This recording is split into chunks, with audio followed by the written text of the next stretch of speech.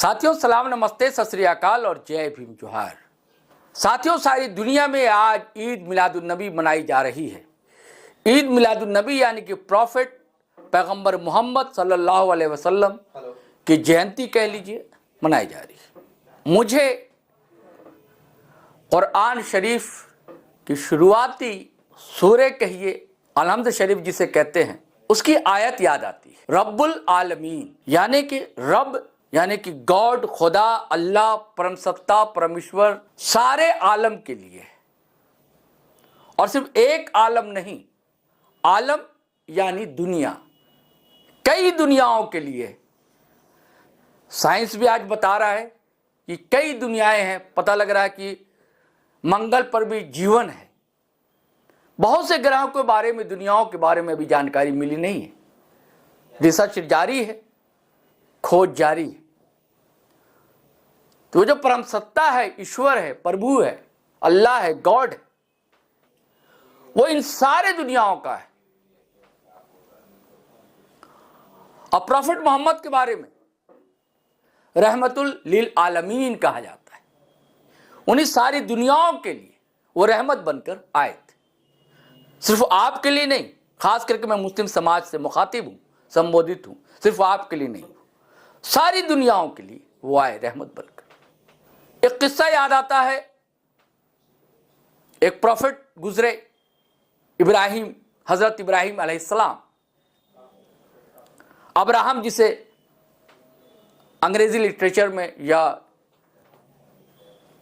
यहूदी लिटरेचर कह लीजिए, मसीह भाइयों के लिटरेचर कह लीजिए, बाइबल, इंजील, तौरात, इन सब में आता है। वो सब के पुरखे हजरत अब्राहिम या इब्राहिम। हज करने लोग जानते हैं, जाते हैं, सभी सारी दुनिया जानती है। और खाने काबा है, उसकी परिक्रमा की जाती है, तवाफ किया जाता है और आबे जमजम लेकर आते हैं। वो भी किस्सा है। सफा मरवा पहाड़ है, वहां भी लोग दौड़ लगाते हैं जो हज करने जाते हैं। और खाने काबा को कहा जाता है खुदा का घर, पहला घर कह लीजिए। तो हजरत इब्राहिम की आदत थी कि जब खाने के लिए बैठते तो कभी भी अकेले खाना नहीं खाते थे। तो वो अपने घर से बाहर निकले, इंतजार करने लगे कोई आएगा तो उसे मैं साथ बुला लूंगा, साथ खाना खाऊंगा। तो एक शख्स आता हुआ दिखा, वो बुजुर्ग था। उनसे मुखातिब हुए, उनसे आग्रह किया, गुजारिश की कि हजरत चलिए हमारे साथ खाना खा लीजिए। वो सहर्ष स्वीकार किया निमंत्रण को, खुशी खुशी उनके घर में दाखिल हुए, प्रवेश किया घर पे। गरीब जो था उनका घर था, और साथ खाने के लिए बैठे। हजरत इब्राहिम ने खाने से पहले अपने इष्ट, अपने अल्लाह का नाम लिया, यानी कि ईश्वर का नाम लिया, और उनसे भी कहा कि आप भी अल्लाह का, ईश्वर का नाम लीजिए। तो शख्स ने कहा कि मैं तो अल्लाह को नहीं मानता, ईश्वर को नहीं मानता, मैं तो नास्तिक हूं। तो गुस्सा हो गए इब्राहिम, बोले अगर तुम नहीं मानते ईश्वर को, नास्तिक हो, तो खाने से उठ जाओ, खाना नहीं मिलेगा तुम्हें। तो कहा जाता है कि वही नाजिल हुई, यानी कि संवाद, ईश्वर की तरफ से संदेश आया और अल्लाह ने कहा क्या है इब्राहिम, 70 साल से मैं इस व्यक्ति को, इस शख्स को खाना खिला रहा हूं, जबकि मैं जानता हूं यह मुझे नहीं मानता, हमारे प्रति श्रद्धा नहीं रखता, ईमान नहीं रखता, लेकिन मैंने कभी इनकार नहीं किया। और आज एक वक्त का खाना तुम नहीं खिला सके इसे। साथियों, ये कहानी मैं इसलिए बता रहा हूं कि कहा जाता है कि जो जिस समाज का है उसके ही मुहावरे में, उसके ही लहजे में बातें बतानी चाहिए, ताकि आसानी होती है समझने में। कोई अंग्रेज है तो आप वहां पर फारसी या संस्कृत में अगर कहेंगे नहीं समझ पाएगा। अगर उसी के डायलेक्ट में, लैंग्वेज में बात करेंगे तो वो समझ पाएगा। और अब ये देखिए, पश्चिम बंगाल के मुस्लिम जो आलिम है, फाजिल है, उलमा है, आलिम है, मौलाना है, वो इतने नाराज हो गए। जावेद अख्तर साहब जैसे सेकुलर प्रोग्रेसिव राइटर, गीतकार, शायर के पश्चिम बंगाल उर्दू अकादमी ने उन पर एक प्रोग्राम रखा था। जावेद अख्तर को वहां जाना था, लेकिन मुस्लिम संगठन तथाकथित, जिसके बारे में कहा जाता है कट्टरवादी संगठन है मुस्लिम संगठन, उसने आपत्ति दर्ज की और जावेद अख्तर जैसे प्रोग्रेसिव, सेकुलर, प्रगतिशील शायर, गीतकार, राइटर, उनका प्रोग्राम कैंसिल कर दिया। आप कौन होते हैं? और ममता बनर्जी जो चीफ मिनिस्टर हैं, उन्होंने बात मान ली।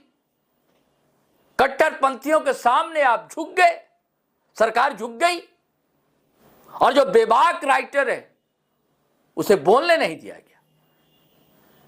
तो किस हक से फिर आप अभिव्यक्ति की स्वतंत्रता की बात करते हैं? मैं हमेशा कहता हूं, चाहे अल्पसंख्यक समाज की सांप्रदायिकता हो, चाहे बहुसंख्यक समाज की सांप्रदायिकता हो, मैंने हमेशा विरोध किया है दोनों सांप्रदायिकता का।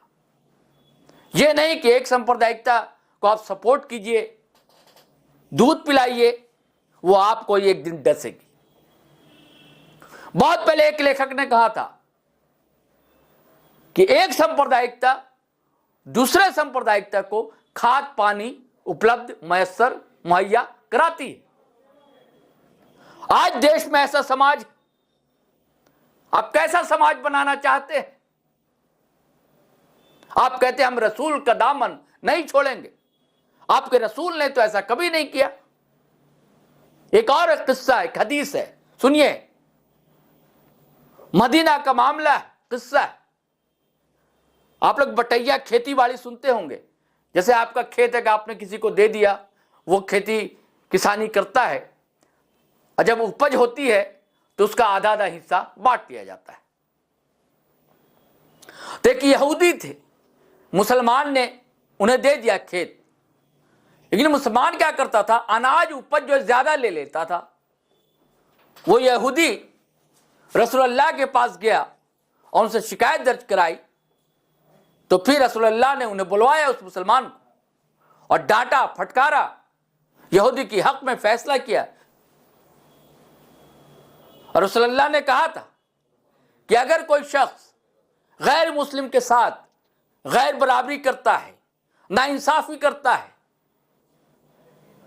तो जब क़यामत का दिन होगा अल्लाह के दरबार में, तो मैं उस गैर मुस्लिम शख्स जो कि मजलूम रहेगा उसका साथ दूंगा। तो जावेद अख्तर जैसे आप नास्तिक कहते हैं, आप कौन होते हैं कहने वाले? आपका मजहब तो ऐसा बताता नहीं, ऐसी सीख देता नहीं। अब मेरा सवाल पश्चिम बंगाल की सरकार से भी है। तभी तो फिर भारतीय जनता पार्टी आप पर आरोप लगाती है तुष्टीकरण का। ऐसा करने से क्या होगा जानते हैं?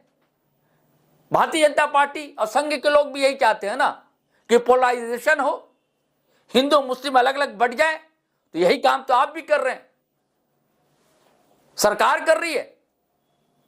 अब मुस्लिम कट्टरपंथ ने वहां किया, पश्चिम बंगाल ने, कि जावेद अख्तर जैसे शायर कवि जो बेबाकी से बात रखता है, हर मुद्दे पर चोट करता है,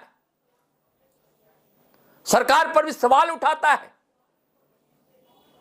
अब भाजपा संघ में जो शामिल है कट्टरवादी लोग, जैसे जैसे बयान आते हैं उस पर अटैक करता है, हमला करता है, और आपने उसे ही बोलने से वंचित कर दिया। उसके आयोजन को आपने स्थगित करवा दिया, कैंसिल करवा दिया। किस मुंह से अपने आप को सेकुलर कहती है ममता दीदी की सरकार? कैसा सेकुलरिज्म है?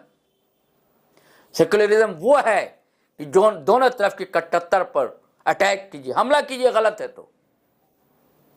मतलब हम करें तो रामलीला, तुम करो तो रासलीला, ये नहीं चलता है।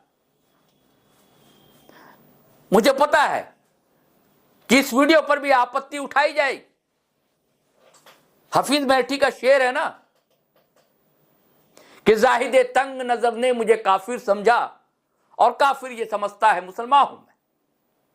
हम लोग के साथ दिक्कत यही है, इंसानियत से बड़ा कोई मजहब नहीं होता है और करीब करीब लगभग हर मजहब इंसानियत की शिक्षा देता है, तालीम देता है। मैंने पहले कहा था ना, रसूलुल्लाह तो रहमतुल लिल आलमीन थे, सारी दुनियाओं के लिए रहमत बनकर भेजे गए, रहमत बनाकर भेजे गए। और आप कौन होते बीच में टांग अड़ाने वाले? आपका रब जो है वो सारी दुनियाओं के लिए, सिर्फ आपके लिए नहीं है। अगर आपके लिए रब होता, कुरान सिर्फ आपके लिए होती, तो रब्बुल मुस्लिमीन होता, उसमें आलमीन नहीं होता। चली जाते आते कट्टरता जो है अच्छी चीज नहीं है, इस माहौल को प्यारा बनाइए। हमारा हिंदुस्तान बहुत प्यारा मुल्क है, तभी प्यारे नवासों ने कहा था हमें खुशबू आती है वहां से, मोहब्बत भरी। चलिए साथियों, इजाजत दीजिए। आप लोगों सभी को ईद मिलादुन नबी की बहुत बहुत ढेर सारी मुबारकबाद। लेकिन गुजारिश है कि अगर आपने हमारा चैनल सब्सक्राइब नहीं किया तो कर लीजिए, और सब्सक्राइब कर लिया है तो ज्वाइन बटन दबा दे, अच्छा लगेगा। और वीडियो हमेशा की तरह धड़ाधड़ फटाफट खटाखट शेयर करें, लाइक करें, कमेंट करें। इजाज़त दें, आज्ञा दें। जय हिंद, जय भारत।